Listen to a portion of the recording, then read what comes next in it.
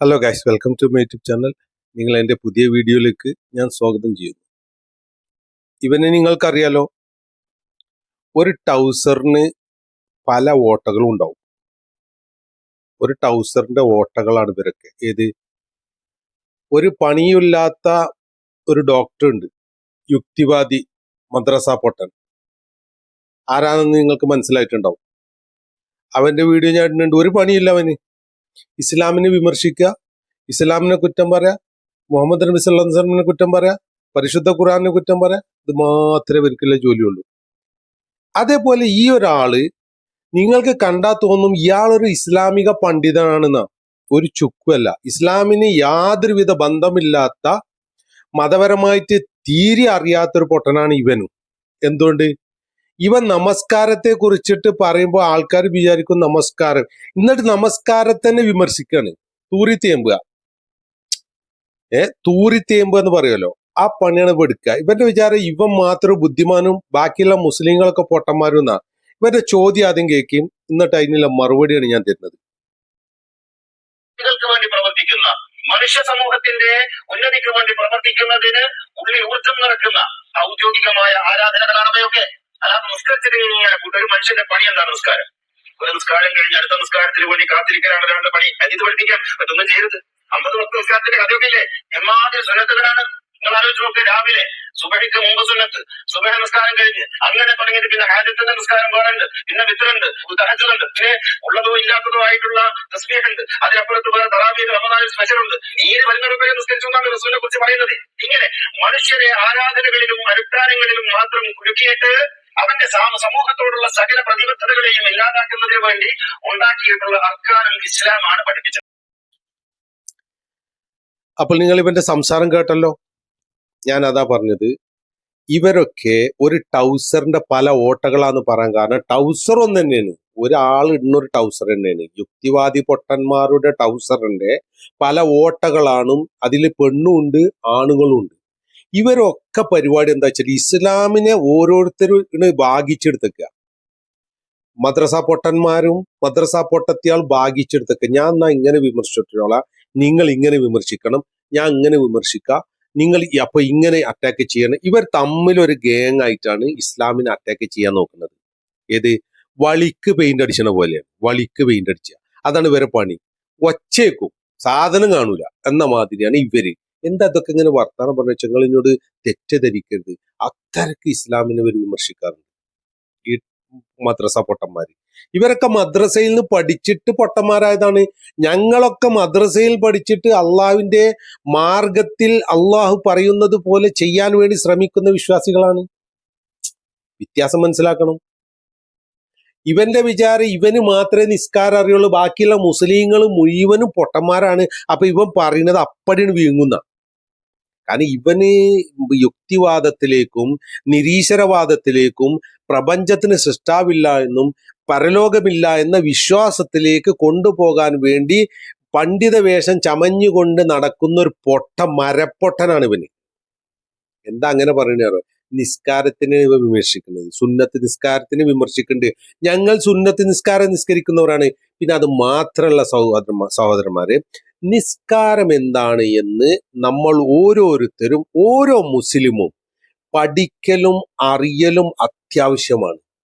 കാരണം ഒരാള് നമ്മോട് ചോദിക്കാണ്, നിങ്ങൾ ഇങ്ങനെ കാട്ടുന്നുണ്ട്, ഇങ്ങനെ കുനിയുന്നുണ്ട്, കൈ കെട്ടുന്നുണ്ട്, പിന്നെ സുജൂദക്ക് തല നിലത്ത് കുത്തുന്നു, ഇതൊക്കെ എന്താണ് ചോദിച്ചാല് നമുക്ക് അറിയില്ലെങ്കിൽ നമ്മൾ എന്ത് മറുപടി കൊടുക്കും? ഞാൻ ഇങ്ങനെ ഒരു അഭ്യാസം കാട്ടുകയാണെന്ന് പറയാം. അല്ല, ഒരു ആരാധനയാണത്. ആരാധന എന്താണെന്ന് ഞാൻ പഠിച്ചുകൊണ്ടിരിക്കുന്ന വിദ്യാർത്ഥിയാണ്. ഞാൻ പഠിച്ചൊരു പണ്ഡിതനൊന്നുമല്ല. മരണം വരെ പഠനം തീരൂല. നമ്മൾ പഠിച്ചുകൊണ്ടേയിരിക്കണം, മനസ്സിലാക്കിക്കൊണ്ടേയിരിക്കണം. അപ്പൊ എന്താണ് നമ്മൾ? ഒരു മുസ്ലിമായ മനുഷ്യന് 5 നേരം കൃത്യമായി സമയബന്ധിതമായി നിസ്കാരം അല്ലാഹു തആല നിർബന്ധമാക്കിയതാണ്. ആര്? പ്രപഞ്ചത്തിന്റെ സൃഷ്ടാവ് നിർബന്ധമാക്കിയതാണ്. അപ്പൊ 5 നേരം അതൊക്കെയാണ്: സുബഹി 2 റക്അത്ത്, ളുഹർ 4 റക്അത്ത്, അസർ 4 റക്അത്ത്, മഗ്രിബ് 3 റക്അത്ത്, ഇശാ 4 റക്അത്ത്. അങ്ങനെ 5 സമയങ്ങളിൽ 5 നേരം നിസ്കരിക്കൽ ഒരു മുസ്ലിമിന് നിർബന്ധമാണ്. നിസ്കരിക്കുന്ന മുസ്ലിമും നിസ്കരിക്കാത്ത മുസ്ലിമിനെയും അള്ളാന്റെ റസൂൽ പറഞ്ഞിട്ടുള്ളത് എന്താ നിങ്ങൾ മനസ്സിലാക്കുക. എൻ്റെ ഇതര മതസ്ഥരായ സഹോദരന്മാരാണ് എൻ്റെ വീഡിയോ കാണുന്നതെങ്കിൽ നിങ്ങൾ മനസ്സിലാക്കുക, കാഫിർ എന്ന് വിളിച്ചാൽ എന്താണ്. അത് റാവുൽ ഈശ്വർ വിശദീകരിച്ചിട്ടുണ്ട് എന്താണ് കാഫിർ എന്ന്. അതൊക്കെ തെറ്റിദ്ധരിപ്പിക്കുന്ന ആളുകളാണ് ഈ മദ്രസ പൊട്ടന്മാര്. എന്നാൽ നിസ്കരിക്കാത്തൊരു മനുഷ്യനെയും നിസ്കരിക്കുന്ന ഒരു മുസ്ലിമിനെയും അള്ളാന്റെ റസൂൽ വിളിച്ചത് നിസ്കരിക്കുന്നവൻ മുഅ്മിനാണ്, വിശ്വാസിയാണ്. നിസ്കരിക്കാത്തവൻ കാഫിറാണ് എന്നാ പറഞ്ഞു. നിസ്കരിക്കാത്തവൻ കാഫിറാണ്. അപ്പോൾ അവൻ മതത്തിൽ പെട്ട പേരുള്ള ആളാണെങ്കിലും ഒരു രക്ഷയില്ല, അവനെ കാഫിർ ഗണത്തിലാണ് അള്ളാഹു തആല പെടുത്തിയിട്ടുള്ളത്. നബി കാഫിർ എന്ന് വിളിക്കണം എന്നുണ്ടെങ്കിൽ അള്ളാഹുവിന്റെ സമ്മതപ്രകാരമല്ലാതെ നബി വിളിക്കൂല സല്ലല്ലാഹു അലൈഹി വസല്ലം. അപ്പോൾ മനസ്സിലാക്കേണ്ടത് ഒരു വിശ്വാസി എന്താണ് നമസ്കാരം. നിസ്കാരം നമുക്ക് മനസ്സിലായാലാണ്. ഇപ്പൊ എനിക്ക് നിസ്കാരം ഞാൻ പഠിച്ച് മനസ്സിലാക്കിക്കൊണ്ടിരിക്കുന്നത് കൊണ്ടാണ് ഈ കരിം പൊട്ടം വർത്താനം പറഞ്ഞത് ശരിയല്ല എന്ന് ഞാൻ നിങ്ങൾക്ക് പറഞ്ഞു തരാനുള്ള കാരണം.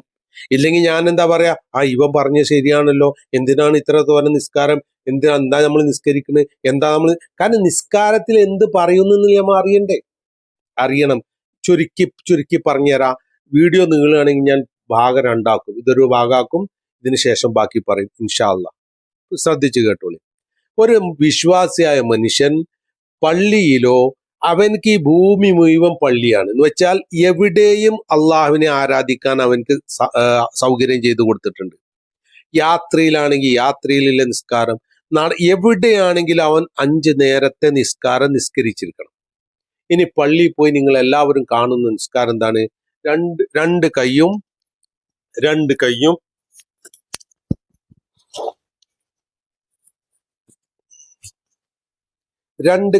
ഇങ്ങനെ കെട്ടിക്കൊണ്ട് അള്ളാഹു അക്ബർ എന്ന് പറയുന്നു. അതിനർത്ഥം അള്ളാഹുവാണ് പ്രപഞ്ചത്തിന്റെ സൃഷ്ടാവാണ്, ഏറ്റവും വലിയവൻ. അതിന് അറബിയിൽ അള്ളാഹു എന്ന് വിളിക്കുന്നു. എന്താണ് അതിന്റെ അർത്ഥം? ഈ പ്രപഞ്ചത്തിന്റെ സകലമാന സൃഷ്ടികളുടെയും സൃഷ്ടികർത്താവായ അള്ളാഹുവെ എന്ന് മുസ്ലിം വിളിക്കുന്നു. എന്നിട്ട് ആ അള്ളാഹുവിനെ പുകഴ്ത്തുന്നു, വാഴ്ത്തുന്നു, അള്ളാഹു അക്ബർ. എന്നിട്ട് 2 കൈയും ഈ നെഞ്ചത്ത് കെട്ടുന്നു. മനസ്സിലായില്ലേ? അതിന് കിട്ടുന്ന കാര്യത്തിൽ നെഞ്ഞത്തോ പള്ളിയിലോ മേലൊക്കെ നിങ്ങൾക്ക് തീരുമാനിക്കാം. നെഞ്ഞത്ത് എന്താണ്? യാ മുഖല്ലിബൽ ഖുലൂബ് സബ്ബിത് ഖൽബി അലാ ദീനി. യാ മുഖല്ലിബൽ ഖുലൂബ്, ഹൃദയങ്ങളെ മാറ്റിമറിക്കുന്നവന്. ഹൃദയങ്ങളെ എവിടെ? ഹൃദയം പള്ളമല അല്ല. അതിനെ തർക്ക വിഷയത്തേക്ക് പോലുള്ള മുസ്ലിങ്ങൾ മൊത്തം നിസ്കരിക്കുന്ന കാര്യം പറഞ്ഞത്. നിങ്ങളെ ഇഷ്ടമുള്ളടത്ത് പഠിച്ചുകൊടുത്ത് നിങ്ങൾ കെട്ടിക്കോളൂ. കെട്ടേണ്ടത് എവിടെ നിന്ന് പ്രവാചകൻ കാണിച്ചിട്ട് അത് നിങ്ങൾ മനസ്സിലാക്കുക. അത്ര എനിക്ക് പറയാനുള്ളൂ. അപ്പം നമ്മളെ ഒരു പ്രാർത്ഥന ഉണ്ട്. യാ മുക്കല്ലിബൽ ഖുലൂബ്, ഹൃദയങ്ങളെ മാറ്റിമറിക്കുന്നവനെ സബ്ബിത്ത ഖൽബി, എന്റെ ഹൃദയത്തെ നീ ഉറപ്പിച്ചു നിർത്തണമേ അലാ ദീനിക്ക്, നിന്റെ മതത്തിൽ. അത് മനസ്സിലാക്കുക. എന്നിട്ട് നമ്മൾ പ്രാർത്ഥിക്കുന്നു അള്ളാഹു അക്ബർ, അള്ളാഹുവിന് ഏറ്റവും വലിയ. എന്നിട്ട് നമ്മൾ ഈ കൈ വെച്ച് പറയുന്നു അള്ളാഹുവാണ് മുന്നിൽ നിൽക്കുന്നത് എന്ന സാങ്കല്പികമായി അള്ളാഹുവിനെ നമ്മൾ എന്ത് ചെയ്യുന്നു? നമ്മുടെ മനസ്സിലേക്ക് കൊണ്ടുവരുന്നു. പ്രപഞ്ചത്തിന്റെ സൃഷ്ടാവിന്റെ മുന്നിൽ ഞാൻ നിന്നുകൊണ്ട് കാര്യങ്ങൾ സമർപ്പിക്കുകയാണ് എന്ന് പറഞ്ഞുകൊണ്ട് അള്ളാഹു അക്ബർ. എന്നിട്ട് പറയുന്നു വജ്ജഹത്തു, ഞാൻ തിരിച്ചിരിക്കുന്നു, വജിഹിയ, എന്റെ മുഖം, ലില്ലദി ഫതറ, സൃഷ്ടിച്ചവനിലേക്ക്, അസ്സമാവാതി വല്ലർദ്, ആകാശങ്ങളെയും ഭൂമിയെയും, ഹനീഫ, വക്രതയില്ലാതെ മുസ്ലിമാനുസരണയുള്ളവനായി, വമാ അന, ഞാനല്ല, മിനൽ മുശ്രിക്കീൻ, ബഹുദൈവാരാധകരിൽപ്പെട്ടവൻ, ഇന്ന സ്വലാത്തി, തീർച്ചയായും എന്റെ നമസ്കാരം, വനുസിക്കി, എന്റെ ആരാധനകളും, വമഹിയ, എന്റെ ജീവിതവും, വമമാത്തി, എന്റെ മരണവും, ലില്ലാഹി റബ്ബിൽ ആലമീൻ, സർവലോക രക്ഷിതാവ് അള്ളാഹുനാകുന്നു, ലാ ശരീക ലഹു, അവന് പങ്കുകാരില്ല, വബിദാലിക ഉമിർതുഹു, അതിന് ഞാൻ കൽപ്പിക്കപ്പെട്ടിരിക്കുന്നു, വഅന അവ്വലും മുസ്ലിമീൻ, ഞാൻ മുസ്ലിങ്ങളിൽ ഒന്നാമനാകുന്നു എന്ന് അള്ളാഹുവിനോട് പറയണം. ഇനി ഞാൻ ഈ പറഞ്ഞ കാര്യങ്ങൾ ഒന്നുകൂടി നിങ്ങൾ കേട്ടതിന് ശേഷം, ഈ പറഞ്ഞ കാര്യങ്ങൾക്ക് വിപരീതമായി നമ്മുടെ ജീവിതത്തിൽ നമ്മൾ എന്ത് ചെയ്താലും അത് അള്ളാഹുവിന്റെ മുന്നിലാണ് നമ്മൾ പറഞ്ഞത്. എൻ്റെ കർമ്മങ്ങൾ, എൻ്റെ ജീവിതം അള്ളാഹുവിന് നിനക്ക് വേണ്ടിയാണ് എന്ന് പറയുമ്പോൾ അത് നമ്മൾ നിസ്കാരത്തിന് ശേഷം കളവ് നടത്തുന്നുണ്ടോ, വഞ്ചന നടത്തുന്നുണ്ടോ, മനുഷ്യന്മാരെ ചതിക്കുന്നുണ്ടോ? അള്ളാഹുവിന് ഇഷ്ടപ്പെടാത്ത മാർഗത്തിലാണോ നമ്മൾ ജീവിക്കുന്നത്? അള്ളാഹു വിരോധിച്ച കാര്യങ്ങളാണോ ചെയ്യുന്നത് എങ്കിൽ അള്ളാഹുവിനോട് ഈ ചെയ്ത കരാർ നുണയാണ്, ശിക്ഷ കിട്ടും. അപ്പൊ നിസ്കാരത്തിലൂടെ അള്ളാഹു സുബ്ഹാനഹു തആല, പ്രപഞ്ചത്തിന്റെ സൃഷ്ടാവ്, ഓരോ മനുഷ്യനെയും നാവ് കൊണ്ട് പറയിപ്പിക്കുന്നു. നിന്റെ ജീവിതം എന്താണ്? നിന്റെ വ്യവഹാരം എന്താണ്? നിന്റെ കച്ചവടം എന്താണ്? നീ ചെയ്യുന്നത് എന്താണ്? പറയൂ മനുഷ്യ, നീ പറ. ആരോട്? എന്നോട് നീ പറയും. അള്ളാഹു തആല പറയിപ്പിക്കുക. എന്നിട്ട് കയ്യും കഴുകി അംഗശുദ്ധിയും വരുത്തി മുഖം കഴുകി വൃത്തിയായി അള്ളാഹുവിന്റെ മുന്നിൽ ചെന്നുങ്ങാണ്ട് നമ്മൾ പറയുന്നു, വജ്ജഹത്തു, ഞാൻ ഇതാ തിരിച്ചിരിക്കുന്നു, വജീഹന്റെ മുഖം ലില്ലദി ഫതറ, സൃഷ്ടിച്ചവനിലേക്ക്, അസ്സമാവാതി വല്ലർൽ, എന്താ സൃഷ്ടിച്ചത്? അസ്സമാവാതി വല്ലർൽ, ആകാശങ്ങളെയും ഭൂമിയെയും, ഹനീഫ, ഒരു വക്രതയുമില്ലാതെ, മുസ്ലിമ, അനുസരണയുള്ളവനായി. എന്നാൽ മുസ്ലിം എന്ന് പറഞ്ഞ അനുസരണം. വമാ അന, എന്നിട്ട് പറ, വമാ അന, ഞാനല്ല, മിനൽ മുശ്രിക്കീൻ, ബഹുദൈവാരാധകരിൽ പെട്ടവൻ, ഇന്ന സ്വലാത്തി, ബഹുദൈവാരാധന എന്ന് പറഞ്ഞാൽ എന്താണ്? നമ്മൾ ഹിന്ദുക്കളും ക്രിസ്ത്യാനികളും വിശ്വസിക്കുന്നത് മാത്രമല്ലല്ലോ, ജാറല്ലേ, ആൾ ദൈവങ്ങളില്ലേ, മൂല്യമാരത്തേക്ക് പോണില്ലേ, ഇതര ശക്തികളോട് നമ്മൾ ചോദിക്കണില്ലേ? അതന്നെ ബഹുദൈവാരാധന. അല്ലാതെ നമ്മൾ ഹിന്ദുവായി ക്രിസ്ത്യാനിയായി നല്ല പറഞ്ഞ്, നമ്മൾ പറയുന്ന വാക്കിന് വിപരീതമായി നമ്മൾ ചെയ്താൽ അതിനുള്ള ശിക്ഷ നമുക്ക് കിട്ടും. ആരോടെ നമ്മൾ വർത്തമാനം പറയുന്നത്? അള്ളാഹുവിനോട് അല്ലേ? അള്ളാഹുവാണ് ഏറ്റവും വലിയവെന്ന് പറഞ്ഞിട്ട് നമ്മൾ എന്റെ കർമ്മങ്ങളൊക്കെ അള്ളാഹു നിനക്കാണെന്ന് പറഞ്ഞിട്ട് നമ്മൾ എന്ത് ചെയ്യുന്നു? മനുസുക്കി, എന്റെ ആരാധനകളും എന്റെ ആരാധന ഞാൻ ഇതാ മറ്റവർക്ക് കൊടുത്തു എന്ന് പറഞ്ഞാൽ പറ്റുമോ? പറ്റൂല. അള്ളാഹു തന്നെ ഇതൊക്കെ കേൾക്കുറിക്കാണ്. വനുസുക്കി, എന്റെ ആരാധനകളും, മഹിയ, എന്റെ ജീവിതവും, മമാത്തി, എന്റെ മരണവും, ലില്ലാഹി റബ്ബിൽ ആലമീൻ, സർവ്വലോക രക്ഷിതാവ് അള്ളാഹുവിനാകുന്നു, ലാ ശരീക ലഹു, നിനക്ക് പങ്കുകാരില്ല, വബിദാലിക ഉമിർതു, അതിന് ഞാൻ കൽപ്പിക്കപ്പെട്ടിരിക്കുന്നു, പ്രവാചകൻ എന്നെ പഠിപ്പിച്ചിട്ടുണ്ട്, നീ പറഞ്ഞത് പ്രവാചകൻ എന്നെ പഠിപ്പിച്ചിട്ടുണ്ട്, അതിന് ഞാൻ കൽപ്പിക്കപ്പെട്ടിരിക്കുന്നു, വാന അവ്വലും മുസ്ലിമീൻ, അതുകൊണ്ട് ഞാൻ മുസ്ലിങ്ങളിൽ ഒന്നാമനാകുന്നു. അവ്വലും മിനൽ മുസ്ലിമീൻ, ഇതാണ് എന്റെ ആരാധനവും, അമയ്യ, എന്റെ ജീവിതവും, മമാത്തി, എന്റെ മരണവും, ലില്ലാഹി റബ്ബിൽ ആലമീൻ, ലാ ശരീക ലഹു, അവന് പങ്കുകാരനില്ല, വബിദാലിക ഉമിർതു, അതിന് ഞാൻ കൽപ്പിക്കപ്പെട്ടിരിക്കുന്നു, വാന അവ്വലും മുസ്ലിമീൻ, ഞാൻ മുസ്ലിങ്ങളിൽ ഒന്നാമനാകുന്നു, ലാ ശരീക ലഹു വബിദാലിക ഉമിർതു വഅന അവ്വലും മുസ്ലിമീൻ, ഞാൻ മുസ്ലിങ്ങളിൽ ഒന്നാമനാകുന്നു. ഇതൊക്കെ നമ്മൾ പറയുന്നത് അള്ളാഹുവിനോടാണ്. അപ്പോൾ നിസ്കാരം എന്താണെന്ന് ഈ മദ്രസ പൊട്ടൻ ചോദിച്ചതുപോലെ, ഈ വേട്ടാവളിയൻ ചോദിച്ചതുപോലെ, നിസ്കാരത്തിൽ നമ്മൾ എന്താ പറയുന്നത് എന്ന് നമ്മൾ മനസ്സിലാക്കിയാലേ എന്താണ് നിസ്കാരം. ആകെ 5 മിനിറ്റ് നിസ്കാരമുള്ളൂ. എന്നിട്ട് പറയാണ്,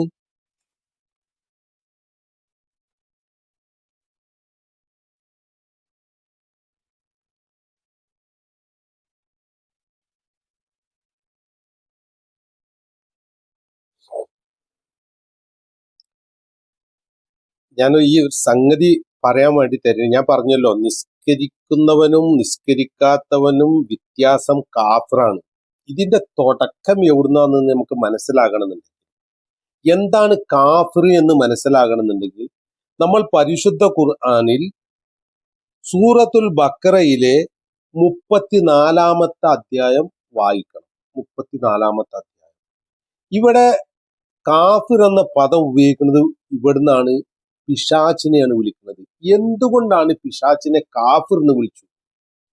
എന്തുകൊണ്ട് ആണ് അള്ളാഹു തആല പറഞ്ഞത്? അത് അള്ളാഹു തആല തന്നെ പറയട്ടെ പരിശുദ്ധ ഖുർആനിൽ. ഇപ്പൊ ഞാൻ നിസ്കരിക്കുന്നു, എന്റെ ഭാര്യ നിസ്കരിക്കുന്നു, എന്റെ ഉമ്മ നിസ്കരിക്കുന്നു എന്നുണ്ടെങ്കിൽ, എന്റെ മക്കൾ നിസ്കരിക്കുന്നില്ല എങ്കിൽ അവർ കാഫിറാണ്. ഒരു സംശയം വേണ്ട, കാഫിറാണ്. അപ്പൊ ചില യുക്തിവാദികൾ കാഫിറിനെ കണ്ടോടത്ത് വെച്ച് കൊല്ലണം എന്ന് അള്ളാഹു തആല പറഞ്ഞിട്ട് നിങ്ങളെ ഖുർആനിൽ പറഞ്ഞാൽ ആദ്യം ഇന്റെ മകനെ കൊല്ലേണ്ടി വരും, ഇന്റെ മക്കളെ കൊല്ലേണ്ടി വരും. കാരണം അവർ കാഫിറാണ്. കാരണം പ്രായപൂർത്തിയായി കഴിഞ്ഞിട്ടും നമ്മൾ പ്രപഞ്ചത്തിന്റെ സൃഷ്ടാവ് അള്ളാഹു ആണെന്ന് പറഞ്ഞു കൊടുക്കുമ്പോൾ അത് സ്വീകരിക്കാതെ ധിക്കരിച്ച് നടക്കുമ്പോൾ അവർ കാഫിറാണ്. അവരെ കാഫിറായിട്ട് തന്നെ കാണണം. കേൾക്കുമ്പോൾ പ്രയാസം ഉണ്ടാവും, കേട്ടോക്കൂ. അള്ളാഹു തആല പറയാണ് പരിശുദ്ധ ഖുർആനിൽ സൂറത്തുൽ ബഖറ 2-ാമത്തെ അധ്യായം 34-ാമത്തെ വചനം, വൈദ് കുൽനാലിൽ മലായികതി ഇസ്ജുദു ലി ആദമ ഫസജദു ഇല്ലാ ഇബ്ലീസ അബാ വസ്തക്ബറ വകാന മിനൽ കാഫിരീൻ. കാഫിർ എന്നാ വിളിച്ചേ. എന്താ വിളിച്ചേ? എന്തിനാ വിളിച്ചേ? ആദമിനെ നിങ്ങൾ പ്രണമിക്കുക എന്ന് നാം മലക്കുകളോട് പറഞ്ഞ സന്ദർഭം അള്ളാഹിന്റെ റസൂലിനോട് അള്ളാഹു തആല പറയാണ് പരിശുദ്ധ ഖുർആനിലൂടെ. അള്ളാഹു പറഞ്ഞു ആ സമൂഹത്തിനോട്, മലക്കുണ്ട്, ജിന്നുണ്ട്, ജിന്നിൽപ്പെട്ടവനാണ് പിശാച്ച്, ശൈത്വാന്, ഇവരൊക്കെ നിൽക്കുമ്പോൾ അള്ളാഹു കൽപ്പിക്കുകയാണ്, അള്ളാഹു ഓർഡർ പറയാണ്. എന്ത്? വൈദ് കുൽനാലിൽ മലായികതി ഇസ്ജുദു ലി ആദമ ഫസജദു ഇല്ലാ ഇബ്ലീസ അബാ വസ്തക്ബറ വകാന മിനൽ കാഫിരീൻ. ആദമിനെ നിങ്ങൾ പ്രണമിക്കുക എന്ന് നാം മലക്കുകളോട് പറഞ്ഞ സന്ദർഭം ശ്രദ്ധിക്കുക. നമ്മളോടും കൂടിയാണ് കൽപ്പന. അവർ പ്രണമിച്ചു. അള്ളാഹു പറഞ്ഞ ഉടനെ തന്നെ അള്ളാഹു ഏത് രൂപത്തിലാണോ പ്രണമിക്കാൻ പറഞ്ഞത്, സുജൂദ് ചെയ്യാൻ പറഞ്ഞത്, ആ രീതിയിൽ അവർ സുജൂദ് ചെയ്തു. ഇന്ന രീതിയിൽ അള്ളാഹു തആല പറഞ്ഞിട്ടില്ല. സുജൂദ് പ്രണമിക്കാൻ പറഞ്ഞു, അത് ഏത് രീതിയിലാച്ചാ ആ രീതിയിൽ. നമുക്ക് സുജൂദ് ചെയ്യാൻ അള്ളാഹു തആല പറഞ്ഞയച്ചത് ആരെയാണ്? പ്രവാചകൻ മുഹമ്മദ് നബി സല്ലല്ലാഹു അലൈഹി വസല്ലമ നിസ്കരിച്ച് സുജൂദ് ചെയ്ത് കാണിച്ചു തന്നു. ഇങ്ങനെയാണ് നിസ്കരിക്കേണ്ടത്. എന്നെ കണ്ടിട്ട് എന്നിൽ നിന്ന് നിങ്ങൾ ഉളു പഠിക്കുക, നിസ്കാരം പഠിക്കുക, ഇതുപോലെ നിസ്കരിക്കുക എന്ന് പ്രവാചകൻ കാണിച്ചു തന്ന മാതൃക അനുസരിച്ചാണ് നമ്മൾ ഇപ്പോൾ നിസ്കരിക്കുന്നത്. അത് പ്രവാചകൻ നമുക്ക് കാണിച്ചു തന്നതാണ്. അപ്പൊ മലക്കുകൾ എന്തിനാ ഞാൻ അത് പറയുന്നത് വെച്ചാൽ, ഒരുപാട് തർക്കം വിതർക്കങ്ങളൊക്കെ ഇങ്ങനെ മനുഷ്യന്മാർ നടത്തും. പരിശുദ്ധ ഖുർആനും ഹദീസും നേരായ മാർഗത്തിലൂടെ നമ്മൾ മനസ്സിലാക്കിയാൽ നമുക്ക് മനസ്സിലാക്കുന്നേ ഉള്ളൂ. നമുക്ക് എങ്ങനെ സുജൂദ് ചെയ്യേണ്ടത് അള്ളാന്റെ റസൂൽ പഠിപ്പിച്ചപ്പോ നമ്മളതിൽ തർക്കമല്ല. അള്ളാന്റെ റസൂലിനെ പഠിക്കുക. ഇവിടെ പറഞ്ഞത് എന്താണ്? എന്തുകൊണ്ടാണ് ഇബ്ലീസ് കാഫിറായത്? അള്ളാഹു തആലയുടെ കൽപ്പന ധിക്കരിച്ചു. എന്താണ് കൽപ്പന? അവർ പ്രണമിച്ചു. ഇബ്ലീസ് ഒഴികെ അവൻ വിസമ്മതം പ്രകടിപ്പിച്ചു, വിസമ്മതിച്ചു. ഞാൻ സുജൂദ് ചെയ്യൂല ആദമിന് എന്ന് വിസമ്മതിച്ചു. അഹംഭാവം നടിക്കുകയും ചെയ്തു. വിസമ്മതിച്ചു, അഹംഭാവം നടിച്ചു. അവൻ സത്യനിഷേധികൾ പെട്ടവനായി തീർന്നു. അപ്പോ നിസ്കരിക്കാത്തൊരു അവിശ്വാസികളെ കൂട്ടത്തിൽ മുസ്ലിമായി നീ നിസ്കരിച്ചിട്ടില്ല എങ്കിൽ നീ കാഫിറാണ്. പറയുമ്പോ പ്രയാസമുണ്ട്, പക്ഷെ അതാണ് എന്റെ യാഥാർത്ഥ്യം. അതുകൊണ്ട് ഞാൻ ചുരുക്കുകയാണ്. ഞാൻ എന്താ പറയുക, ആ ഖുർആനിൽ പറയുമ്പോൾ നിങ്ങൾക്ക് പരിശോധിക്കാം. അള്ളാഹുവിന്റെ റസൂൽ. അപ്പൊ നിസ്കാരം എന്താണ്, നിസ്കാരത്തിൽ എന്താ പറയുന്നത്? ഈ വേട്ടാവളിയന്മാരെ പോലെ ആളുകൾ ഇസ്ലാമിനെ പിച്ച് ചീന്തിയാണ്ട് നിസ്കാരത്തിനെ വികലമാക്കുമ്പോൾ വിശ്വാസികൾക്ക് ഉത്തരവാദിത്തമുണ്ട്. എന്റെ നിസ്കാരം ഇതാണ് എന്ന് മറ്റുള്ളവർക്ക് പറഞ്ഞു കൊടുക്കാനും സ്വയം മനസ്സിലാക്കാനും കുടുംബത്തിനെ പഠിപ്പിച്ചു കൊടുക്കാനും ഇതൊക്കെ ബാധ്യത ഒരു മുസ്ലിമിനുണ്ട്. ഇതൊന്നും ഇല്ലാതെ പോയതാണ് നമ്മുടെ മുസ്ലിങ്ങളെ ഇങ്ങനെ വേട്ടാവളിയന്മാരും ഈ മദ്രസ പൊട്ടന്മാരും ഇട്ടുകാണ്ട് ഇങ്ങനെ ചക്കിൻ ചാറാക്കാൻ വേണ്ടി ശ്രമിക്കുന്നത്. അവരുടെ ശ്രമം മാത്രമേ ഉള്ളൂ, നടക്കണ കാര്യമല്ല എന്ന് പറഞ്ഞുകൊണ്ട് ഈ വീഡിയോ ഞാൻ ഇവിടെ നിർത്തുന്നു. ബാക്കി നിസ്കാരത്തിൽ നമ്മൾ പറയുന്നത് എന്താണ്, പ്രവർത്തിക്കുന്നത് എന്താണ് എന്ന് മനസ്സിലാക്കാൻ വേണ്ടി നിസ്കാരത്തിന്റെ ബാക്കി ഭാഗം ഇൻഷാ അള്ളാഹ് ഞാൻ പഠിച്ചുകൊണ്ടിരിക്കുന്നത് നിങ്ങൾക്ക് പറഞ്ഞു മനസ്സിലാക്കി തരും. ഇത് പറഞ്ഞുകൊണ്ട് ഞാൻ ഈ വീഡിയോ ഇവിടെ അവസാനിക്കുന്നു. നിങ്ങൾ മുഴുവൻ വീഡിയോ കാണാൻ സബ്സ്ക്രൈബ് ചെയ്യുക, മറ്റുള്ളവർക്ക് ഇത് എത്തിച്ചു കൊടുക്കുക. പിന്നെ അത് മാത്രമല്ല, 2-ാമത്തെ 3-ാമത്തെ വീഡിയോ കാണാൻ വേണ്ടി ശ്രമിക്കുക. അപ്പോഴാണ് നിസ്കാരം ഏകദേശം നമ്മൾ മനസ്സിലാക്കുക, ജീവിതത്തിൽ പകർത്തുക. അസ്സലാമു അലൈക്കും.